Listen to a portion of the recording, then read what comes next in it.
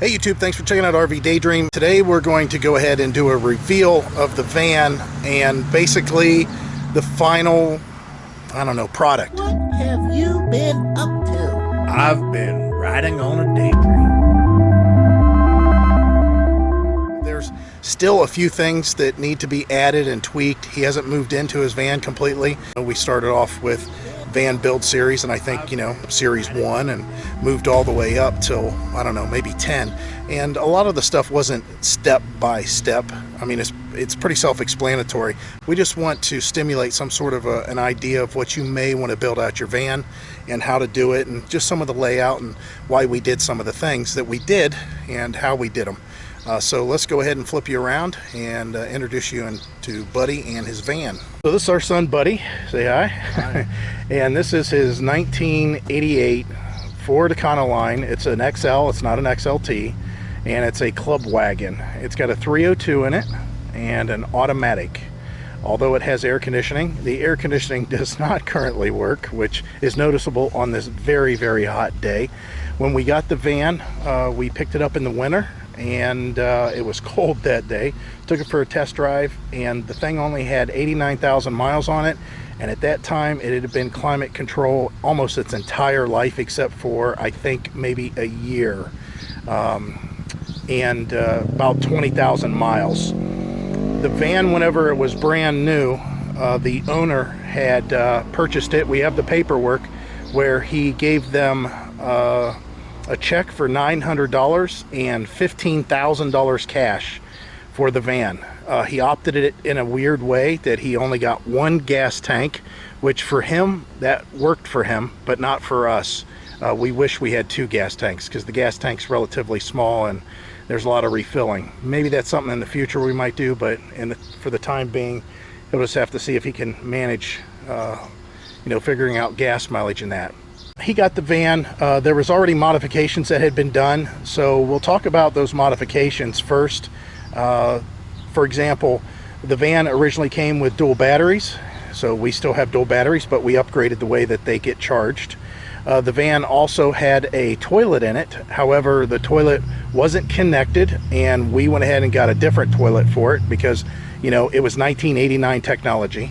The rooftop vent, it's a MaxxAir fan, really nice option. It sits down flush whenever it's closed. There was a fantastic fan up there from 1989, but it needed a little bit of help.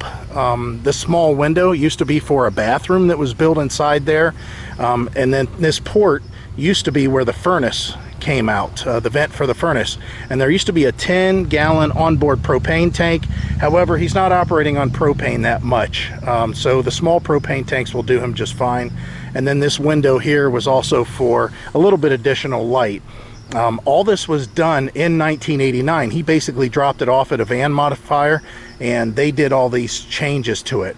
Also, when we get inside here, you'll see that the van is completely insulated and carpeted. So there's carpeting with paneling, but behind that there's real thick insulation that is glued to all the bodywork, or the panels, the body panels that are inside. And there's some things that we're not using. For example, like the little stink pipe, exhaust pipe that used to go to the toilet. That's just an opening that's blocked off now. We're going to leave that opening up there for future solar, potentially. His CB antenna, even though he's got a CB, the CB hasn't worked for a while. That's something that's easily remedied by buying another one.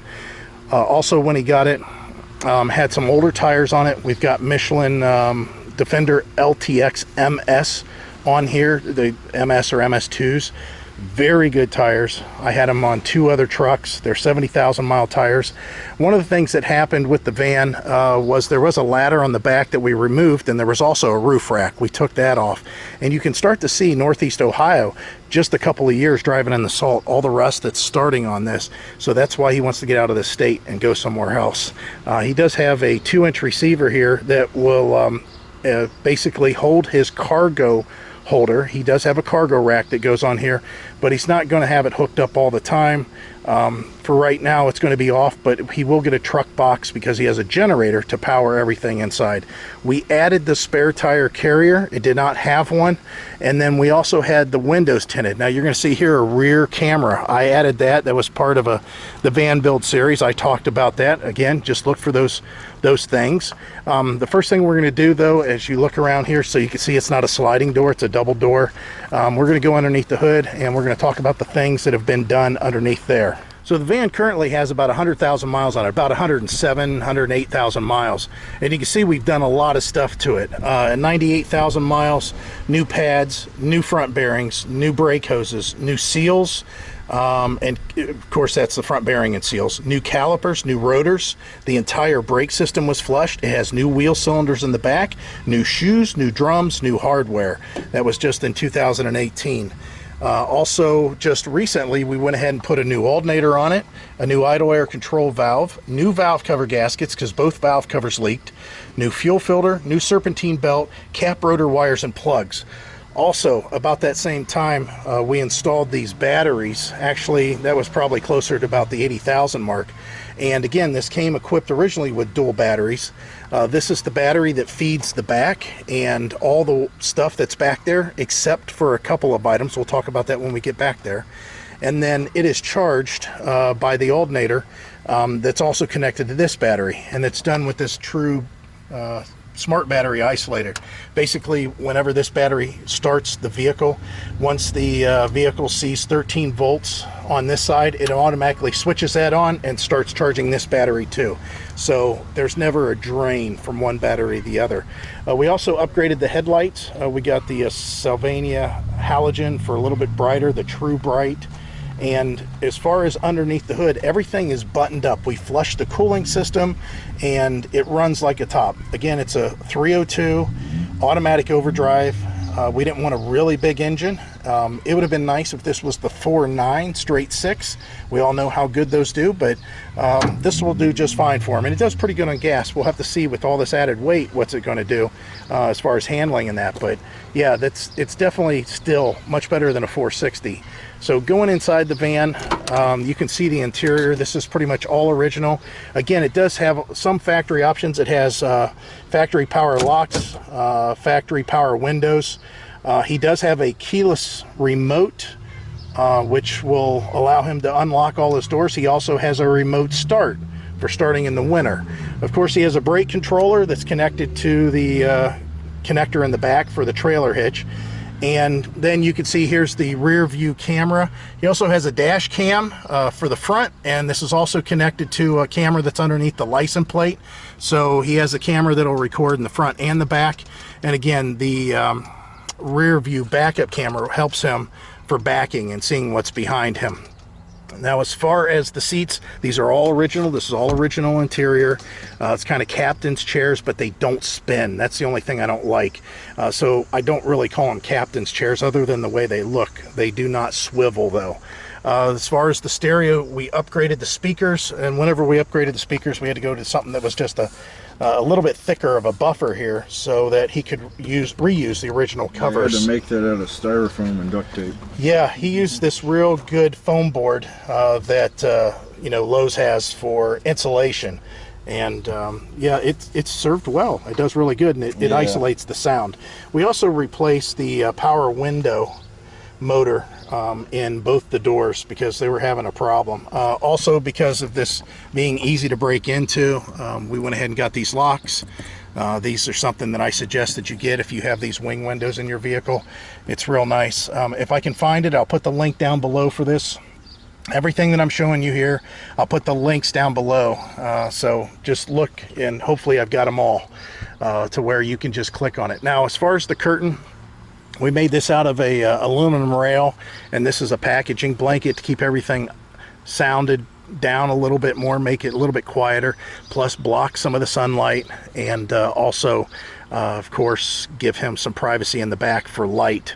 And if you notice on all these windows, there's reflectix. The reflectix, of course, to knock down the light and keep down the heat. Again, we put in that power port, so his 50-foot cable, this is a 15 amp 12-2 cable. that will power everything inside. Again, we'll see that in a second. And now that we're around back, let's go ahead and walk around to the side. We'll look in the front side.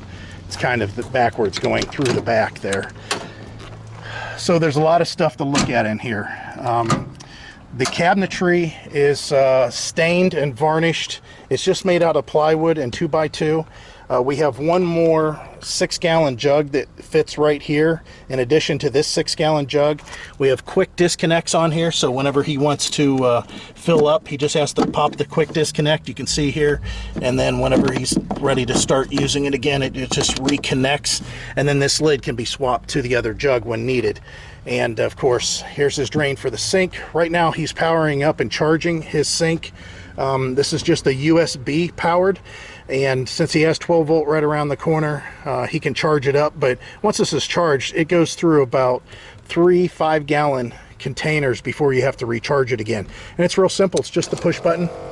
And you can see that's it. He's got clean drinking water. And then, of course, it goes into this here as a drain. Now, if he gets in a situation where gray water can be dispersed onto the ground, of course this lid can come off and he can just hang his hose out the door and let the water run directly onto the ground. I know that's a controversial subject, but cooktop, the cooktop can be used right here, or he has a table that he can set outside and cook off of. This is the splash shield for the cooktop. It's just the 3 folding trifold kind of thing that just kind of stands around it. These run off those 1-pound bottles. Now, as far as something that he definitely wanted to make sure that he didn't have any problems with, and that's the refrigerator freezer. And this thing is brutal. It's very nice. It's been at 34 degrees for I don't know how long, and it's set up to run off the batteries if the van's not plugged in.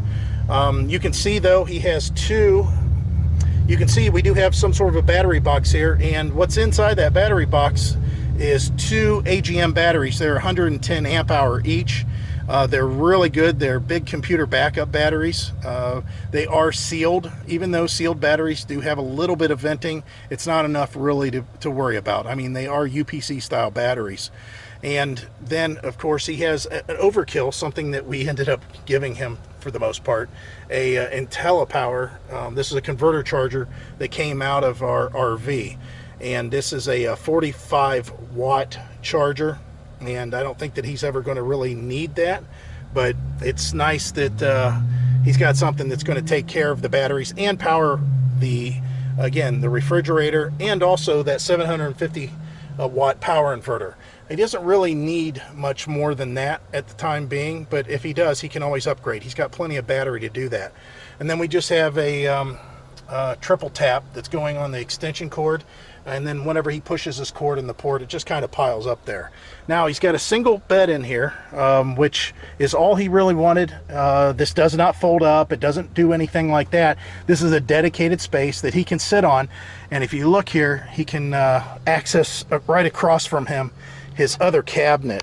As far as the cabinetry that's in here, we've got a larger opening here, and then there's a shelf. Let me go and flip this out of the way. Then there's a shelf there. So before he's put anything in here, I wanted to show you what it looked like. And then as far as under cabinet lighting, that's something we can add in the future. Again, real simple and easy. And then there's a shelf up here. All this was stained and varnished. And again, you can see he's got a triple tap here for 12 volt power. Also underneath here, there's another spot that he's got 12 volt power that's available down there too. And it's pretty good wiring that's going there. We'll show you that in the back a little bit. Back here, he's got 12 volt wiring that's available for any kind of lighting he wants to add. Also underneath the bed, there's some additional 12 volt wiring if he needs it. The main thing that we added in here though, you can see is the fan, and I'm going to tell you that whenever this thing's on high, it just sucks unbelievable amount of air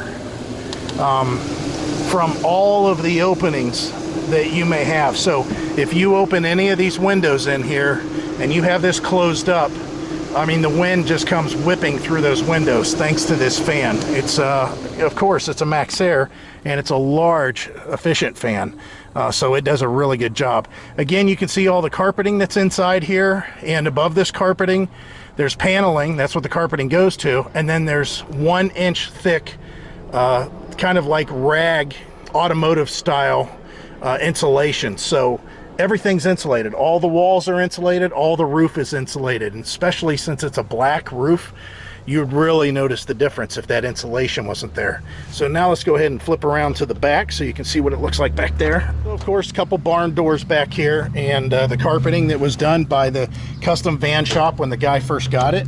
It's really nice. I don't know if we can remove these. Maybe we can. Do you want to remove one of those Reflectix? Again, we've got the Reflectix in here for any kind of heat and you know, as far as privacy too, but this is something that they don't even make anymore. It's something that was in Cleveland, Ohio. A company made them. I checked, and they don't have it on their website any longer. But basically, this is a screen window that allow him to open his rear windows and still be protected from the bugs. And of course, you can open and close it through that access. I think that's brilliant. I mean, he can leave those open all the time and not have to worry about crap coming in. Now, one of the things we did add back here was this fuse box you can see here. And it's real easy, cheap, inexpensive to buy, real, you know, simple to use. And basically the wiring for all those leads that I just talked about are all fused. They're all fused there. And of course, that refrigerator, freezer, and that power charger, they are completely separate from the rest of the system. They are powered by those 2 big batteries. They get recharged just by plugging in. And the nice thing is the freezer will shut off once the voltage drops below 11.8, or we could even set it lower or higher. But 11.8 is what we've got to set it out now, and we just keep this plugged in, and those get topped off, and then he can use them for days before he has any issues. Carbon monoxide and smoke detector, double. You got to have that. You got to have that whenever you're living in your van. Then he also has a Thetford Curve porta potty. It's set up on a panel or a piece of plywood, and whenever he uses this, all he has to do is slide it out and into the aisle there. Of course, with the windows, all the privacy's there. You don't have to worry about people peeking in. It's not really set up to open in this location, but you can see the top holds 4 gallons, and then the bottom holds 5 gallons. There's a little gauge here. It tells you how much water's in there, and then when you flush, you just hold the button and it does its flush as far as cleaning the bowl. And then when you flip the lever on the side, it goes ahead and drops it down in the tank, and that's it. Of course, one of those things that you may have to have. And underneath his bed, if he lifts his mattress, there is access there. He can lift the panels. They're on hinges, except this one's completely removable, but he can see what's going on underneath of his bed. It makes it a little bit easier than just having something solid. So I put that board on a hinge. It's a 1 inch thick piece of plywood. This is an all steel frame, and again, he can see what's going on underneath there without, you know, kind of crawling around on his knees. It makes it a little bit easier. And he does have another mattress to go in here. This one here, just a spring. The other one's a memory foam. Yeah, really good. with gel. Yeah, he's got a $400 memory foam gel that's to go in here, but it's so comfortable. He's actually got it in his room. Yeah. So that will go into here and replace this spring mattress. But for the time being, he just wanted to get something in here and utilize it. Okay, so if you guys haven't noticed here, again, there used to be a ladder rack here, and there used to be a roof rack that used to be up on top also. We removed the ladder off the back, and we removed the roof rack. If he decides to put solar on the roof or some sort of ladder rack up there to hold solar, it might be where we want to rivet the ladder back on again. It's in the basement. Not a big deal. So it's been probably a year, and we worked on this so sporadically. Sometimes there was some work that got done right away, and then there was other times that we just kind of let it go for months on end. And it's pretty much done though. It's pretty much ready to hit the road, and ready to travel. Oh yeah, I'm ready to leave. So he's basically got it all set up the way that he wanted, and we're gonna kind of miss him at the house whenever he's gone, but he'll be back and forth. He's still got a lot of stuff here, and of course we're still here. This is our home base. But yeah, that's it for the van. And again, if you guys want to check out the van series, feel free to go in. It's a separate, on the playlist. I'll put a link up above here. Click the link and you can check out the playlist from day one, what the van looked like when we picked it up, all that stuff. So as always, guys, we hope to see you out there. Bye. Bye.